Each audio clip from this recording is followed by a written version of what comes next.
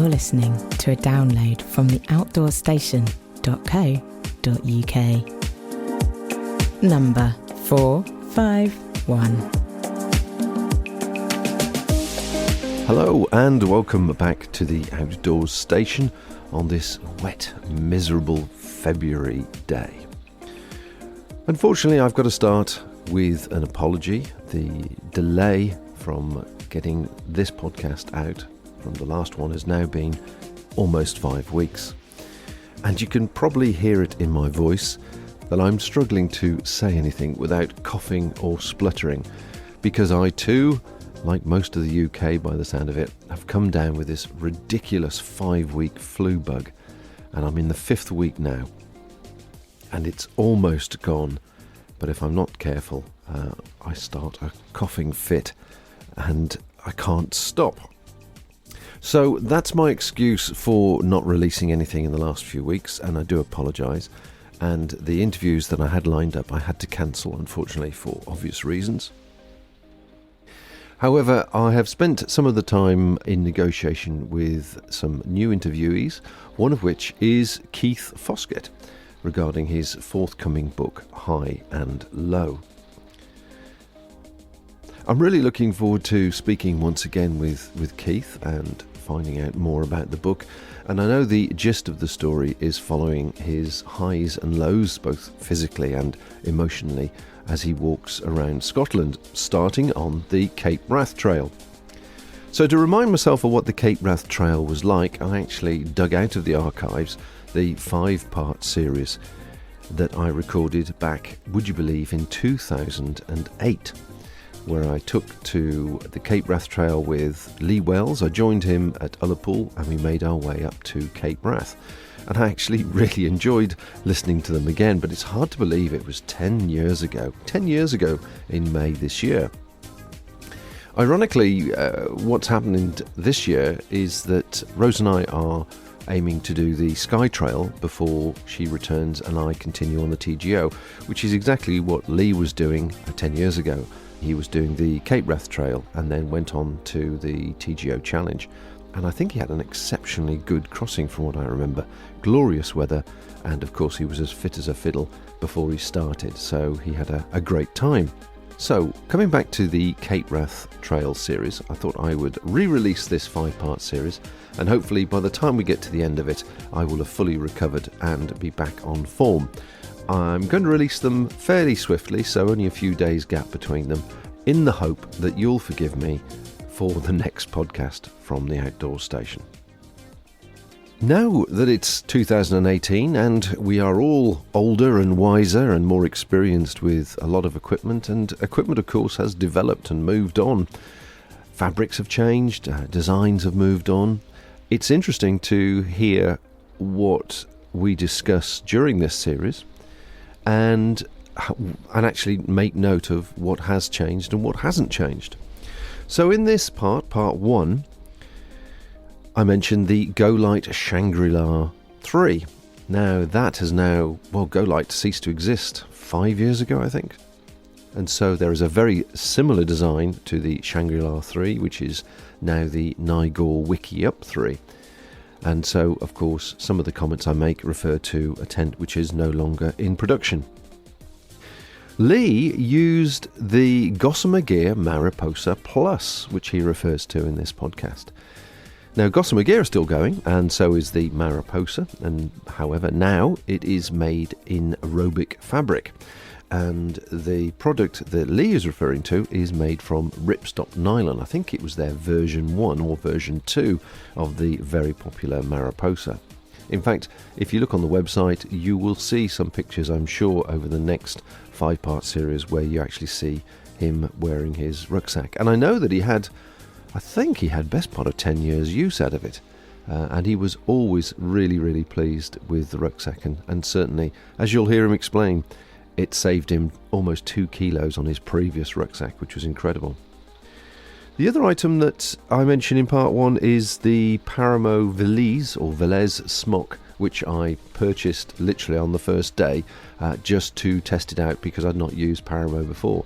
And I found it to be very comfortable, very quiet material, And of course, the product is still made. But at the end of this trip, I think I make the observation that I find Paramo too warm. And so a few occasions where the sun came out, it was actually too warm for me. So I stripped back to my normal wind shirt. So anyway, I think I will now pass over to part 1 of the 5-part series from the Cape Wrath Trail, going back to the dizzy time of 2008, as I walk across the beach at Ullapool and introduce where we are and let the trip unfold before you.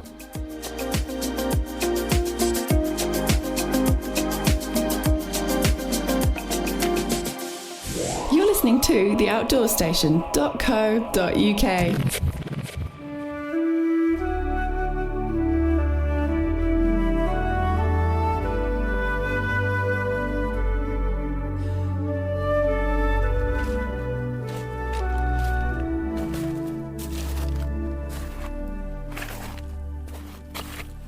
Hello, welcome to another, hopefully, new series of travelling podcasts up here in Scotland. I'm up in Ullapool at the moment. It's literally the last couple of days of April, going into May, and I'm in the campsite at Ullapool, the Broomhall campsite, which is right on the shores of Loch Broom. As you can hear, I'm on a stony shore at the moment. And for the end of April day, there's a slight breeze, but being very, very fortunate, the gods have shined on me once again, and I'm blinking in the sunshine and can hardly see a cloud in the sky, although the weather forecast tells us that that is a figment of our imagination and will be changing shortly.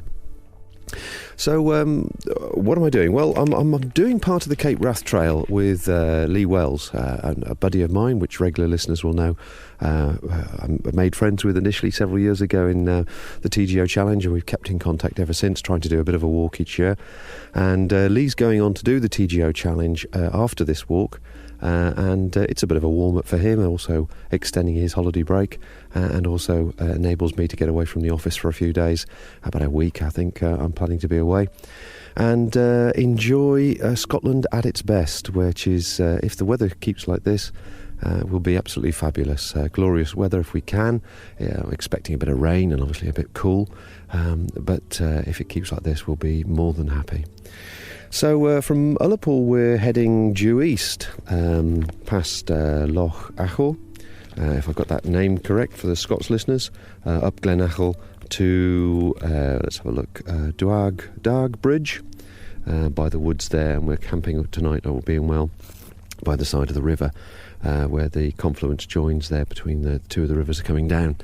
We're taking it fairly easily. This isn't a sort of a long distance challenge. This is hopefully 6-7 days walking the 90 odd miles up to Cape Wrath, past the Sandwood Bay, which we're very much looking forward to. In fact, we're walking up past it and then coming back down again before we pick the bus up back to Inverness, and I head home and Lee starts the challenge. So hopefully once again this will lead to a range of conversations and chats with various people we meet en route. Obviously if there are various holidaymakers here, I mean the campsite has probably got a good couple of dozen camper vans and caravans on there, of mainly of Dutch descent by the looks of the number plates. And what a fine spot it is today. The water is literally a mill pond. It's one of those days where I wish I had a kayak, a Canadian canoe or a sea kayak, and I could just potter out and go and do a bit of fishing. But we hope to do a bit of that as we go along. Anyway, so I'm going to stop this now and go and collect Lee from the campsite, find out where we're going today, and gently get into it. But looking forward to a gentle stroll, and we'll have a chat with you as we go along.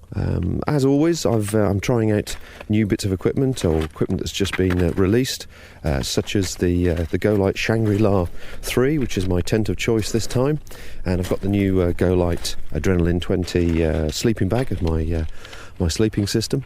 But I'll go through the rest of the list of the gear and so on as time allows, and explain what I'm doing and how I'm doing it as each day goes by. So if you're sitting back and listening to this, hopefully we'll have a bit of useful information if you're ever considering doing this trail, which I'm told by numerous people is one of the most beautiful trails in Scotland. And also, if you're sitting in the office or whatever, seeking some escapism, I'll try and describe my surroundings and the landscape as best I can. So I'll catch up with you soon.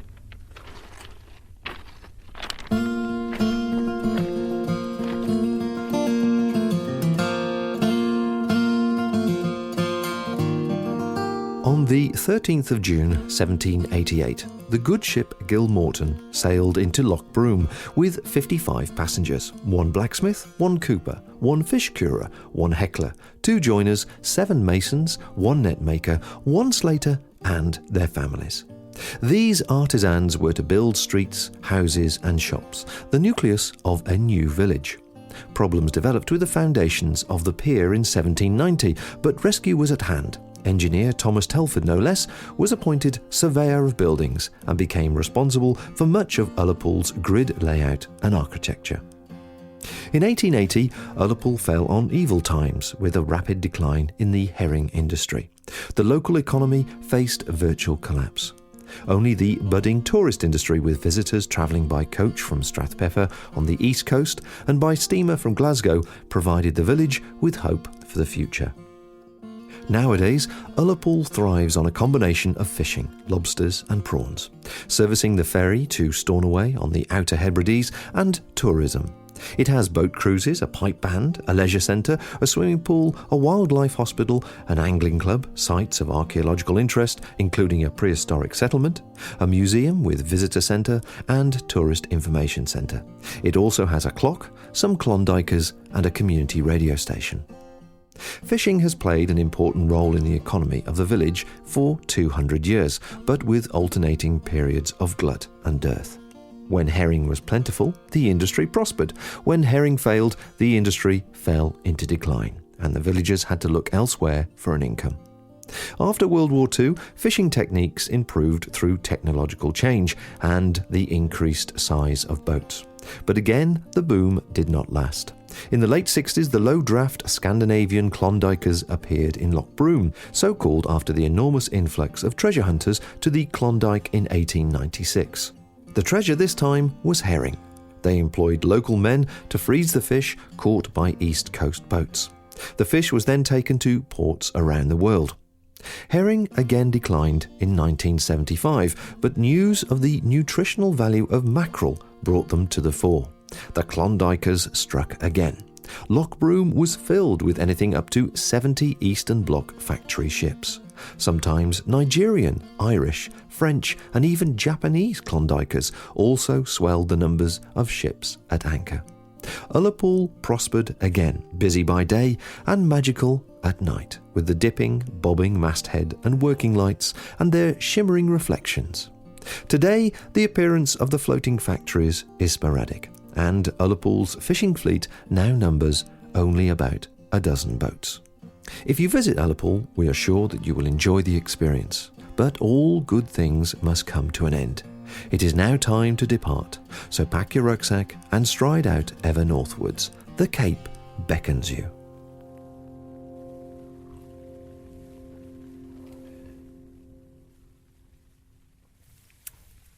Well, good morning. The start of day 2. And why didn't I do anything else during day 1? Well, it's quite simple, really. The day started off unbelievably. Picture postcard, blue skies, glorious sunshine, a cool breeze, but it was just wonderful. So much so that Lee and I lazed around in our tents longer than we originally intended, and eventually dragged ourselves out of the campsite about 9:30, 10 o'clock-ish, which wasn't quite the early start that we'd sort of initially anticipated. But when those moments happen, you tend to sort of try and make the most of them. And we got 100 yards up the road into the first outdoor shop, as you do. Most people who are into the outdoors will know you never pass a kit shop without just having a check, just to see if they've got any bargains.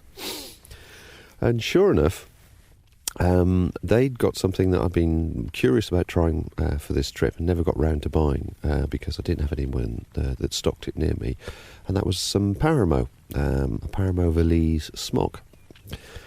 So I succumbed. I got the plastic out and got myself a Paramount Valise smock, and I thought, well, it'll be a good test really to see if they're as good and flexible as people say they are, being a sort of smock that you can wear virtually all the time, obviously windproof, but completely waterproof as well, due to the push-pull system and so on of the material.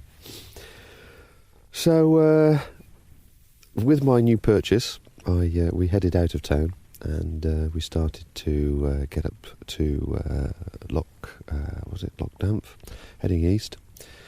And within about, an hour, 2 hours, the rain started.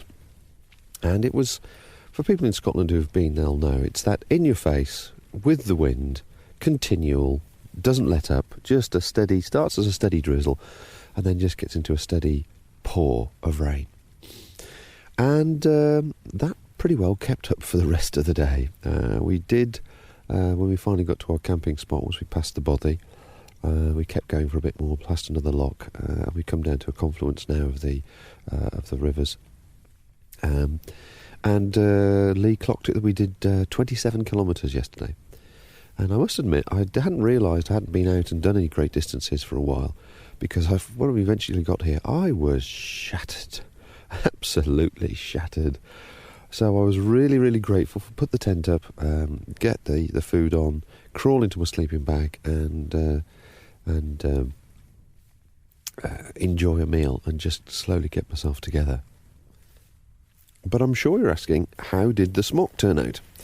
Well, I'm very, very impressed. All I wore was a long sleeve Montaigne base layer and this Valise smock, expecting to change at some stage during the day.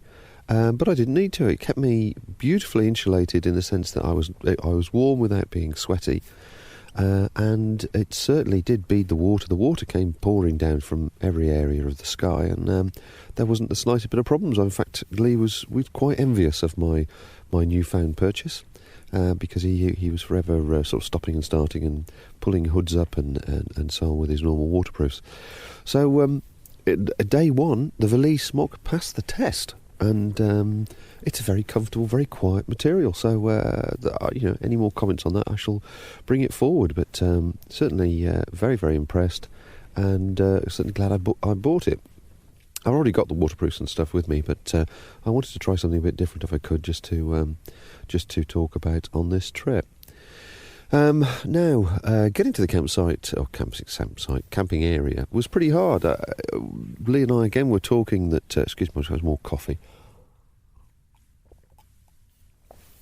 Lee and I were saying on the way that you look at the map in Scotland and you see the contours change and level out down towards a river, and you think, oh, that'll be a lovely spot, should be just right.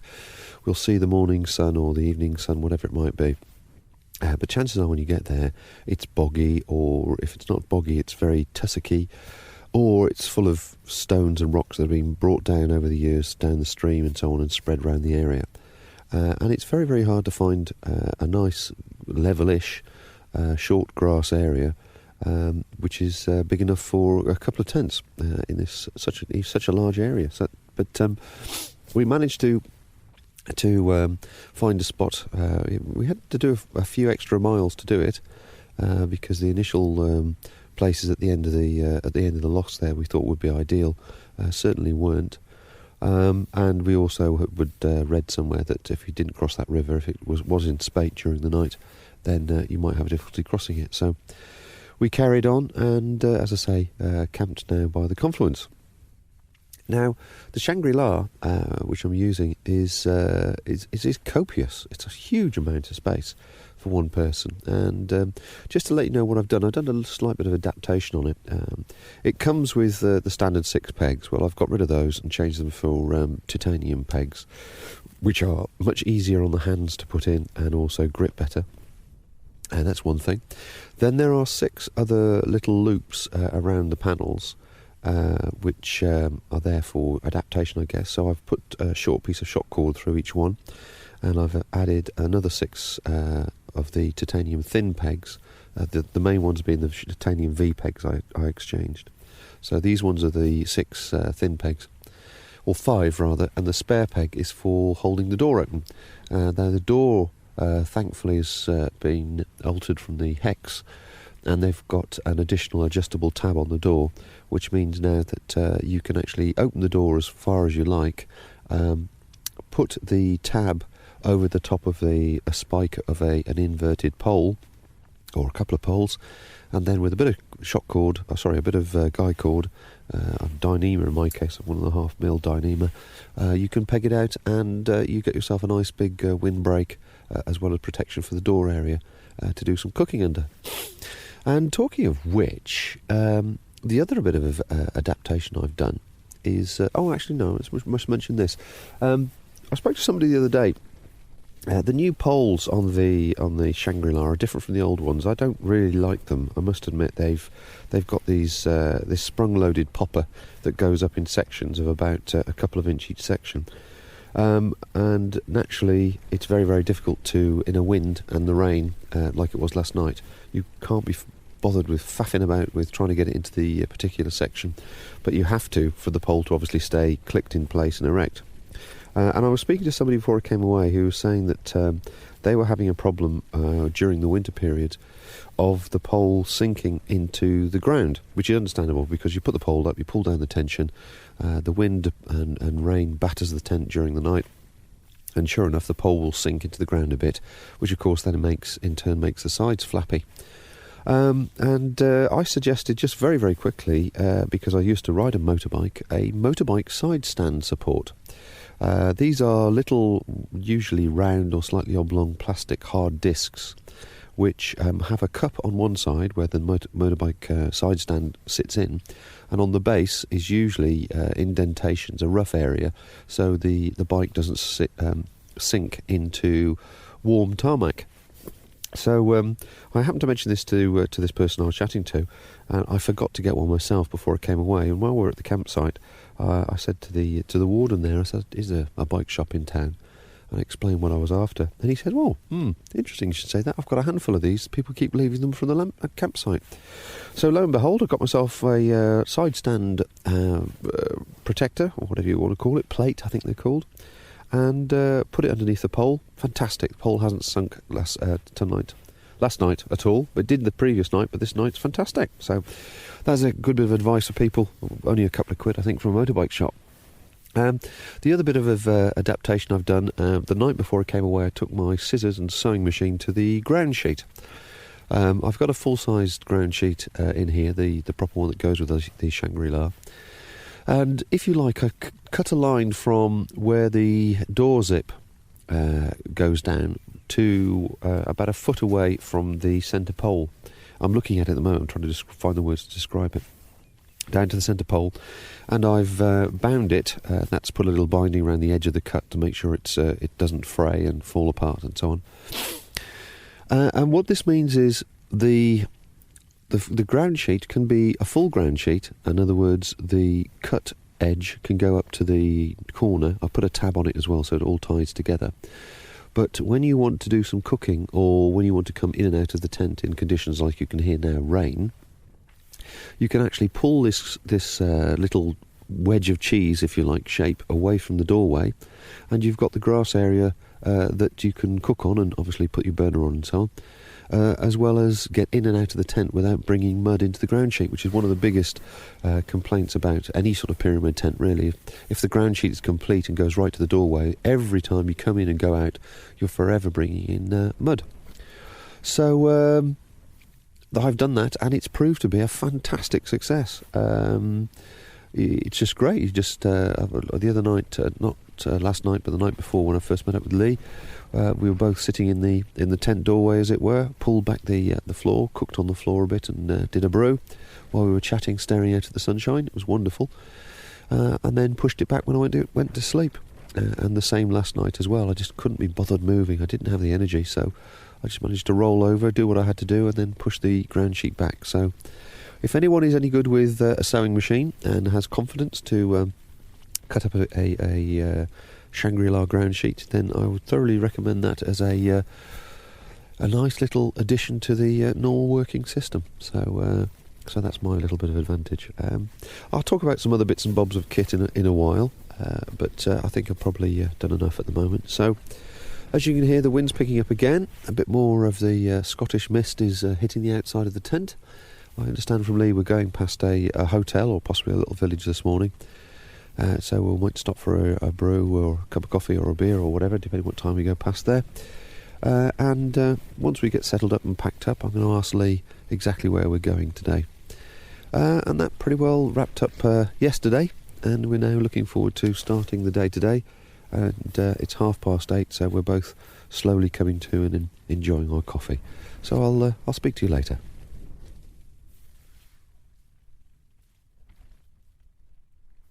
Well, we've decamped now, and we're just about to hump the rucksacks on, and Lee's standing here with me, dressed in waterproofs. Of course, I've got my new valise smock on, which is very comfortable and very nice. And we're looking at grey skies again, Lee. Yes, I'm afraid so, Bob, but there's a little bit of sun in the horizon. Bursting through occasionally. It was a bit disappointing yesterday, wasn't it? Rather wet, yeah, to say the least. It was a good sort of 5.5 hours worth of wet trudge. Yeah, a good hard day. Yeah, just what you need. Yeah, exactly. Well, we're going past a hotel, I understand, this morning. What, in a couple of hours' time, do you reckon? Yes, the Oracle Bridge Hotel. Yeah, about 5k down the track. Yeah, get a bit of breakfast there or something, do you think? Yeah, and some liquid refreshment, hopefully. Okay, excellent. And then how far we got to go today, and where we're going to end up, do you think? Possibly about 20k and end up at Loch Alsh if we can find somewhere to pitch. Excellent. Good. Okay, we'll look forward to that. And when we were on established tracks all the way, really, aren't we? Sort of a Land Rover track or even a metalled road in some places. Yeah, it's all good tracks today all the time. Yeah. The Cape Wrath Trails, most of it is on good tracks, to be honest. Is it? Yeah. I know yesterday when we came past the body, there's a crew from the Mountain Bothers Association working in there, and they were doing a grand job of replacing some of the glass and stuff, and it was nice to sit down for 5 or 10 minutes and dry out and steam in front of that fire they had going. Yes, as a member of the MBA myself, I thoroughly enjoyed it, watching my party fix the bothy. Yeah, it's a shame you didn't stay there. It would have been warm. Yes, it would have been nice, wouldn't it? But there you go. I think we would have ended up being labourers though if we'd stayed. Yeah, it's easier to put the tent up in the rain, I think, than stay there glazing.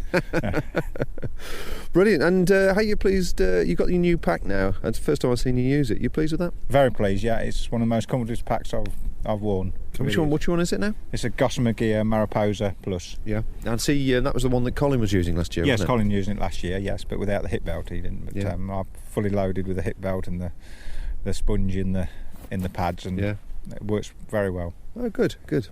Excellent. Well, hopefully we'll touch base and have another chat as we go through the day and have a bit more to talk about. But at the moment, as I say, the cloud level's down fairly low. It's fairly grey and dark. But being Scotland, anything can happen in the next half hour. Certainly can, and it will. Yeah. It will. Plan for the worst, hope for the best. Yes, that's it. But hopefully the valise will hold up just for today. Anyway. Yeah. Well, it did a grand job yesterday. Yeah. So we'll get down to the hotel and I'll have a coffee or something else when we get there. Yeah, bite a bitter. Can't wait. Lovely.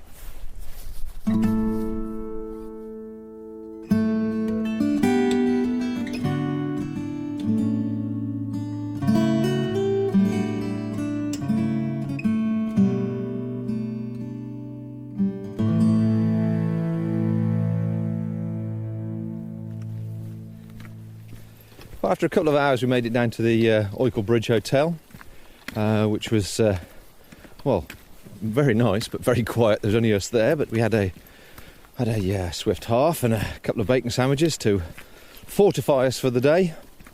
And we met another couple of walkers that were starting the Cape Wrath as it happens from the hotel, so they'll be following in our footsteps tomorrow. One thing I did want to ask Lee about as we wander down this path while it isn't raining is how he came by the actual route that we're actually taking today.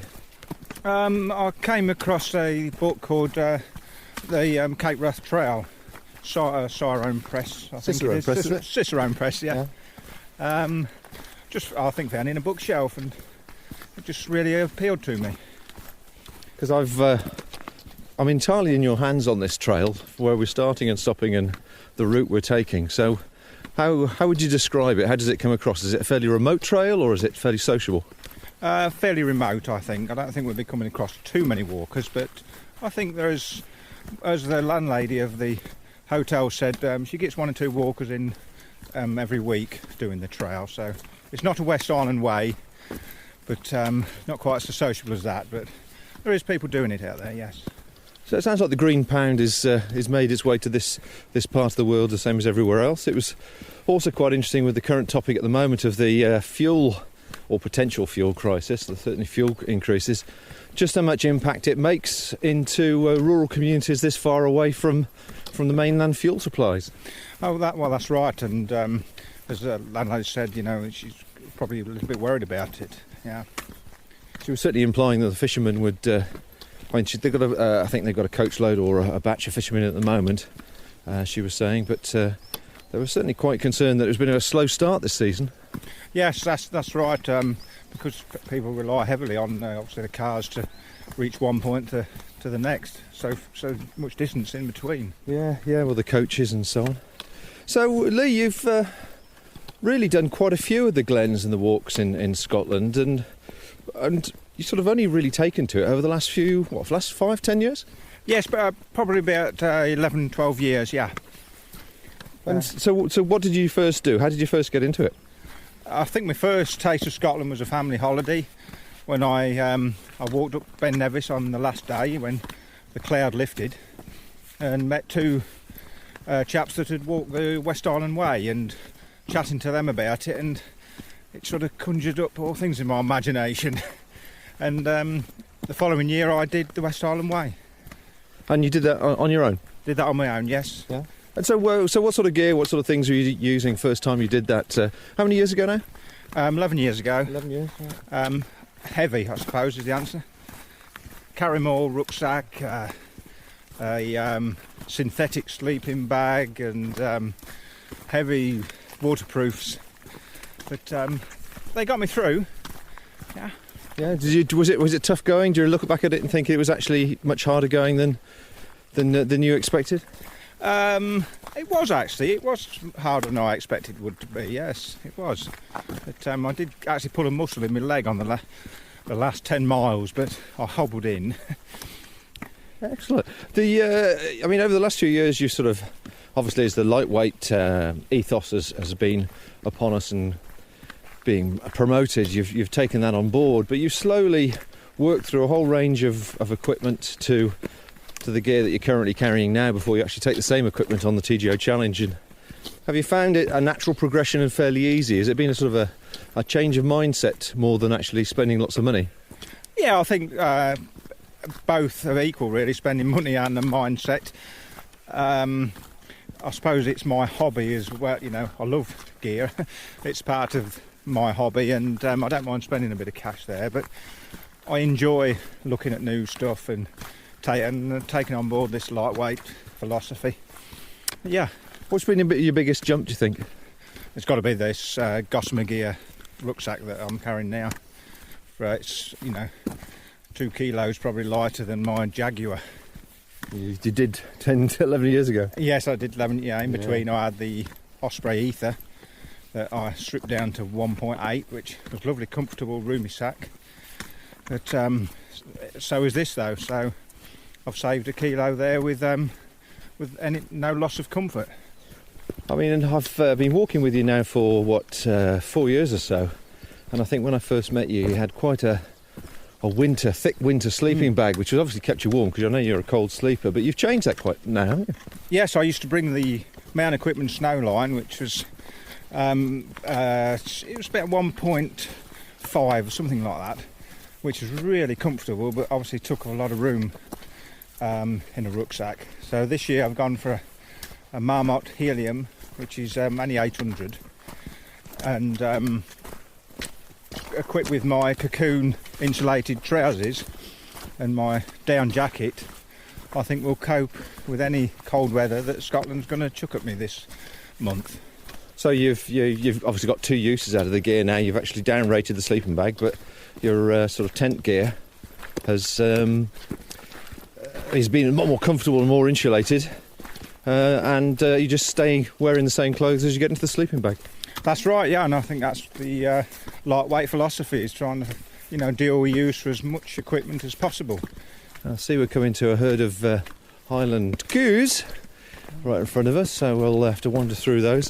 The other thing I wanted to talk to you about was food, because everybody's has a different approach to food. There are people that prefer to spend their money, have a green pound as it were, and spend locally, which is to be respected and obviously keeps the communities going. And then there are people like myself who hang on a second, I've got to get through this area where the cows have been, full of cow stuff. Oh, lovely. Lots and lots of mud. I think we need to go around there, don't we? All right, I'm going to pause this for a second. So we've just come out of the farmyard there, or at least where the cows were gathered to be fed, and sadly had to wade through a certain amount of cow doo and assorted mud. And my Rocklights 315s have coped admirably well, but I've just stood in a stream to clean them off and obviously reduce the smell factor tonight, which would probably emanate from them in the tent.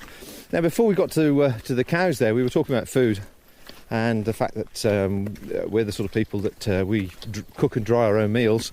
But you use a particular brand that you've used for the last few years, and I see you're still happy with it. Yes, I use Be Well products. Go on Pack and Go, it's called, and you get a breakfast, a cereal bar for lunchtime, and a sports drink, bee fuel, and then your main meal, which is there's 7 varieties, and a dessert, and that sort of lasts you all day with a few added things like soup. I add soup, and we also get a hot chocolate drink with it as well. But I mean, for value for money, you get quite a lot of calories there, and it's not that bulky or heavy an item, is it? No, it's only about 700 grams, and if you buy 7, I think you got 7 for £45, which is not bad. So that's 7 days worth of food? Yes, 7 packs, yes, 7 days worth. Yeah, I mean, food is an expensive item. It's also a heavy item, isn't it? It is, yeah, it can soon add up, food days, yeah, soon add up. I mean, I've come on this trip now, and I think I've got below 10k as my base weight, but as soon as I put the 2k of food in for the next couple of days, or a bit longer than that perhaps, it's the things like the chocolate bars and all the sweets and the treats that seem to pile on the weight. Well, that's it, yeah, they're on the weight, on your back and on your stomach as well. but the key to it, as we're both doing, is to send parcels on and pick them up as you go along, and I do that on the TGO challenges as well as we're doing on this trip as well, both of us. Have you ever come across anybody that's sort of tried more of a bushcraft approach and actually living off the land as such? No, I can't say I have, no. I think you with your bush buddy and Colin is on the TGO challenge is probably the nearest I've come to it. Yeah, I mean, I've been looking for things to eat that, in my limited knowledge that I picked up from Nomad Bushcraft, that course I went on a few weeks ago. And certainly there ain't an awful lot up here in this terrain. I mean, we've certainly had primroses and primrose leaves you can eat, and dandelion leaves, but beyond that there's been very little sort of local food, as it were, grown food that one could use. I mean, certainly the rivers offer the potential of fish, although obviously you need to have the appropriate permissions and licences and so on. And then the other side of it is rabbits, but I've actually not seen any sign of rabbits. No, I've seen very little wildlife, to be honest, of any variety. Only obviously deer, a few little birds tweeting here and there, but yeah. No eagles. I did on my first day see a bird of prey, but being not very good in that area, I don't honestly know what it was. Well, this morning we heard cuckoos, and I heard my first skylark of the year, which was a lovely sound. Sadly, it had gone before I turned the recorder on. But beyond that, it's not the sort of place you could actually, I think, live off the land. And it does make you wonder about some of these people that used to live up here years ago. I gather in one of your previous walks you came across somebody that said that they'd lived in a bother you'd passed.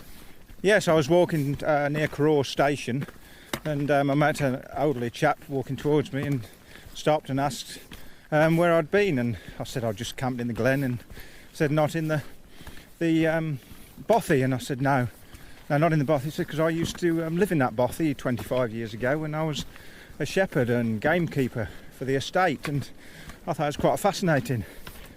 It must have been a tough lifestyle, I don't think. It would be where he was, and because he did say that some occasions he was snowed in for at least a week at a time.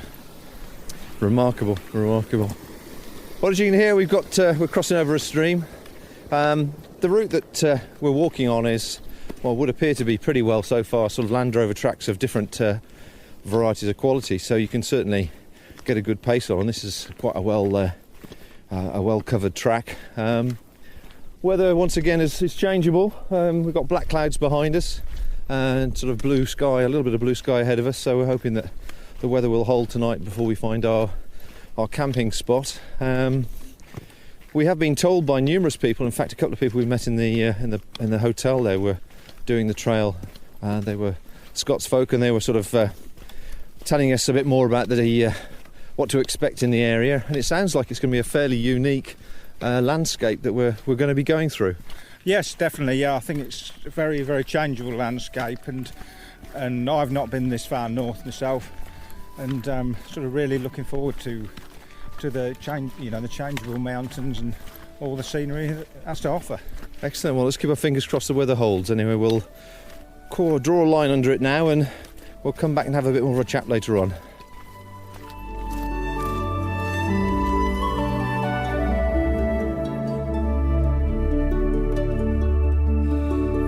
Thanks for joining us on this part of the trip.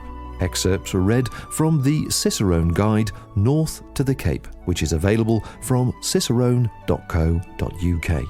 Join us next time as we move closer to our goal, walking through some of the most spectacular and remote scenery in the UK on the Cape Wrath Trail.